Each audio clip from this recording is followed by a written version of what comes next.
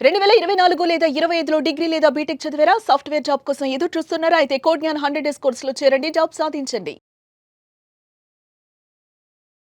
Career gap ఉన్నటువంటి వాళ్ళు ఎవరైతే ఉంటారో, హ్మ్. అంటే ఏదైనా డిగ్రీ పూర్తి చేసినటువంటి వాళ్ళు కొంతవరకు జాబ్ చేసుకుంటూ తర్వాత ఐటీలో రావాలి అనుకునేటువంటి వాళ్ళు ఎవరికైనా సరే ప్రస్తుతం ఐటీ రంగంలో గనక చూస్ చేసుకుంటే అవకాశాలు ఎలా ఉన్నాయి?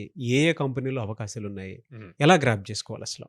నాకు తెలిసి ప్రతి ఒక్కళ్ళకి ఇంజినీరింగ్ చేసే వాళ్ళకైనా, డిగ్రీ చేసే వాళ్ళకైనా ఐటీ అన్నది ఒక కలండి.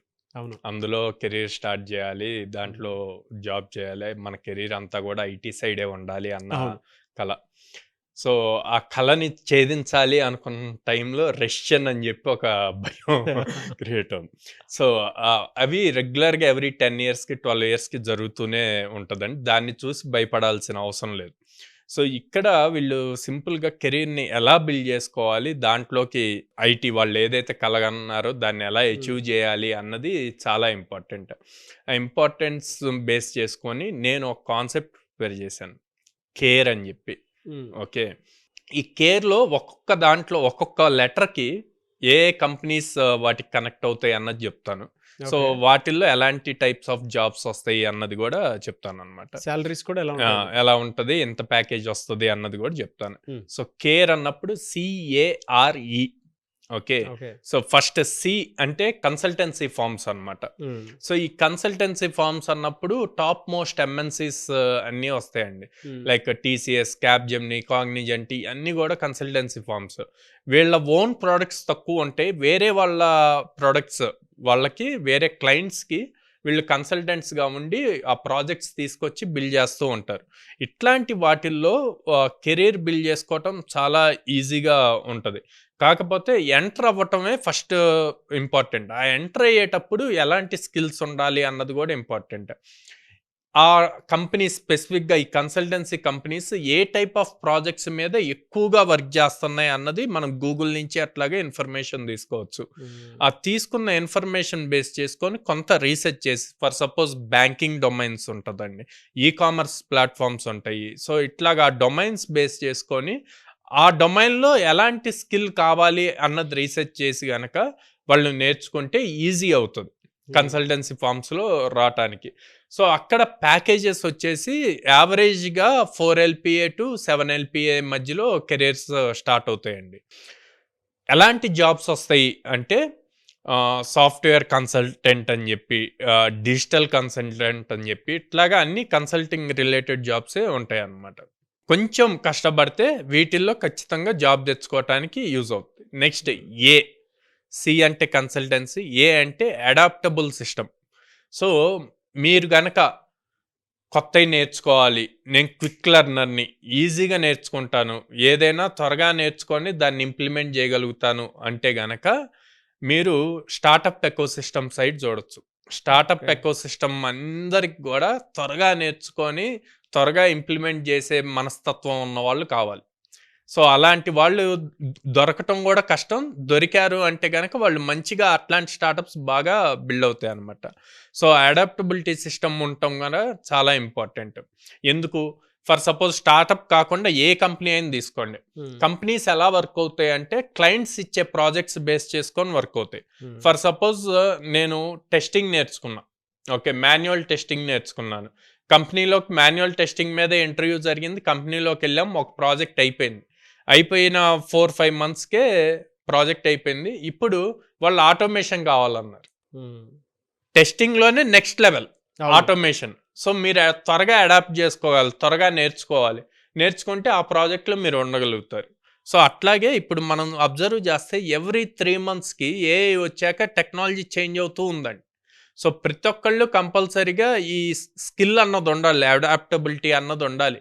కొత్త వాటికి త్వరగా అడాప్ట్ చేసుకోవాలి. వాటిని నేర్చుకోవాలి. మీరు ఎంత సీనియర్ అయినా అవ్వనియండి, ఎక్స్‌పీరియన్స్ అయినా అవ్వనియండి, ఒక స్కిల్ స్ట్రాంగ్ బేసిక్ నుంచి ఉన్నా సరే, ఇప్పుడు ఏఐ అన్నది ఇంప్లిమెంట్ చేయకపోతే మీ జాబ్ నెక్స్ట్ 2 మంత్స్‌లో ఉంటదా? లేదా? అన్నది కూడా ఎవరు చెప్పలేకపోతున్నారు. బా! సో, కంపల్సరీగా అడాప్టబిలిటీ అనే స్కిల్ కంపల్సరీగా ఉండాలి. ఓకే. Next R. ఆర్ అంటే రీస్కిల్లింగ్ ప్రోగ్రామ్. ఓకే. ఓకే. అప్పటి వరకు వాళ్ళకున్న స్కిల్ ఒక లెవెల్ అయితే, హ్మ్. ఇప్పుడున్న టెక్నాలజీని బేస్ చేసుకొని చేంజ్ అవుతూ ఉంటారు కాబట్టి, ఆ రీస్కిల్లింగ్ అన్నది చాలా ఇంపార్టెంట్. మీరు నేర్చుకున్న దాన్ని ఇప్పుడున్న మార్కెట్ తగ్గట్టు ఎలా చేంజ్ చేసుకోగలుగుతారు, ఎలా అప్డేట్ అవ్వగలుగుతారు అన్నది ఇంపార్టెంట్. ఈ రీస్కిల్లింగ్ ప్రోగ్రామ్స్లో మీరు సింపుల్గా తీసుకుంటే ఎవరికైనా అడ్వైజరీగా పర్సనల్ అసిస్టెంట్స్గా ఉండొచ్చు. ఉన్నప్పుడు for suppose senior level managements ఉంటారు, వాళ్ళ దగ్గర పర్సనల్ అసిస్టెంట్స్గా ఉండి లేటెస్ట్గా వాళ్ళు ఎలా చేస్తున్నారు అన్నది నేర్చుకోవచ్చు. ఆర్ఎల్స్ ఇంటర్న్షిప్స్తో లేటెస్ట్ ప్రాజెక్ట్స్ మీద ఇన్వాల్వ్ అవ్వచ్చు. ఓకే, మీరు అబ్జర్వ్ చేస్తే సార్ నాకు ఇంత ఎక్స్పీరియన్స్ ఉంది, ఇప్పుడు కూడా నేను ఇంటర్న్షిప్ చేయాలా అని చెప్పి అంటారనమాట. మన జెరోదా ఫౌండర్ ఇట్లాంటి వాళ్ళు and other companies startup founders ఇప్పుడు మీరు వాళ్ళ లింక్డ్ఇన్ ప్రొఫైల్స్కి వెళ్ళినా వాళ్ళు అనౌన్స్ చేస్తారు we are ready to do internships on latest technologies అని. ఓకే, రీసెంట్గా కూడా అట్లాంటి న్యూస్ చాలా వైరల్ అయినాయి. సో అందుకని ఎప్పుడూ రెడీగా ఉండాలి, న్యూ టెక్నాలజీస్ని నేర్చుకోవటంలో రెడీగా ఉండాలి. ఎప్పుడైతే అలా నేర్చుకుంటారో మీకు ఆపర్చునిటీస్ కూడా పెరుగుతాయి అన్నమాట దానివల్ల. సో రీలర్నింగ్ చేయటం వల్ల నెంబర్ ఆఫ్ ఆపర్చునిటీస్ ఎప్పటికప్పుడు పెరుగుతూనే ఉంటాయి.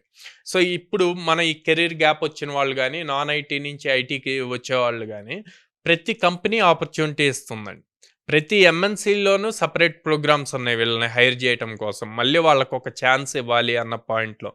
సో మినిమం ప్యాకేజ్ వచ్చేసి 4 to 6 LPA ఉంటుంది. సో అలాంటి టైంలో మీరు ప్రాపర్గా దాన్ని రీస్కిల్లింగ్ కనుక చేస్తే ఈజీగా క్రాక్ చేయగలుగుతారు. ఓకే, నెక్స్ట్ ఈ ఎడ్యుకేషన్ అండ్ ఎడ్టెక్ కంపెనీస్. ఈ ఎడ్యుకేషన్ అండ్ ఎడ్టెక్ కంపెనీస్ ఎందుకు ఎడ్యుకేషన్ అండ్ ఎడ్టెక్ కంపెనీస్ అంటే మనం నేర్చుకున్నది ఎప్పుడు దాన్ని షేర్ చేసుకోగలిగితే మనకున్న నాలెడ్జ్ కూడా డబుల్ అవుతుంది అంటారు. సో అందుకని చాలా కంపెనీస్ లైక్ ఇప్పుడు మీరు చూస్తే యుడోమీ కానీ, Vedantu, upGrad, Simplilearn, even కోడ్నాన్లో అయినా సరే వర్కింగ్ ప్రొఫెషనల్స్ వచ్చి వాళ్ళు ప్రాజెక్ట్లో ఏదైతే బిల్డ్ చేస్తున్నారో వాటిని స్టూడెంట్స్తో నాలెడ్జ్ షేర్ చేసుకుంటూ ఉంటారు. అలా చేయటం వల్ల వీళ్ళు ఒక వే ఆఫ్ థింకింగ్లో వీళ్ళు వర్క్ చేస్తూ ఉంటారండి. అప్పుడు నాలెడ్జ్ షేర్ చేసినప్పుడు అవతల స్టూడెంట్కి డిఫరెంట్ థాట్ రావచ్చు, వచ్చి వాడు సార్ ఇలా ఎందుకు చేయకూడదు అని క్వశ్చన్ చేస్తారు. ఆ క్వశ్చన్ తను ఆలోచించిన విధానం రాంగ్ అయితే వీళ్ళు కరెక్ట్ చేస్తారు, లేదా తను ఆలోచించిన విధానం కంప్లీట్ డిఫరెంట్గా అయితే వీళ్ళు కూడా అట్లాగా థింక్ చేయటం స్టార్ట్ చేస్తారు. సో ఎప్పుడైతే నాలెడ్జ్ షేర్ చేసుకుంటాం మన నాలెడ్జ్ కూడా పెరుగుతూ ఉంటుంది. కానీ అందరూ ఏమనుకుంటారు, అరే నేను నేర్చుకుంది నేను గనక షేర్ చేస్తే అవతల వాడు నేర్చుకొని నన్ను తొక్కేస్తాడు అనుకుంటారు. సో అది రాంగ్ అండి. ఎప్పుడైనా సరే మనం నేర్చుకుంది షేర్ చేస్తూ ఉంటే మన నాలెడ్జ్ ఇంకా పెరుగుతూ ఉంటుంది. ఓకే, సో అందుకే ఎడ్యుకేషన్ సిస్టంలో వర్క్ చేస్తే గనక ఫస్ట్ మీ కెరీర్ రీస్టార్ట్ చేయాలి అనుకున్నప్పుడు మీకున్న నాలెడ్జ్ని షేర్ చేస్తూ ఉంటే గనక అది స్లోగా ప్రాజెక్ట్స్ బిల్డ్ చేస్తూ ప్రాపర్ రియల్ టైమ్ ఇండస్ట్రీలోకి వెళ్ళటానికి కూడా స్కోప్ ఉంటుంది. సో ఇలాగా యావరేజ్ సాలరీ ప్యాకేజెస్ ఎలా ఉంటాయి సార్, అంటే ఈ స్టైల్లో కనుక వెళ్తే? సో ఇలా వెళ్తే 4 LPA నుంచి 6 LPAతో స్టార్ట్ అవుతుందండి కెరీర్ అన్నది. సో ఇలాగా కేర్ అనే కాన్సెప్ట్ని తీసుకొచ్చాం అనమాట.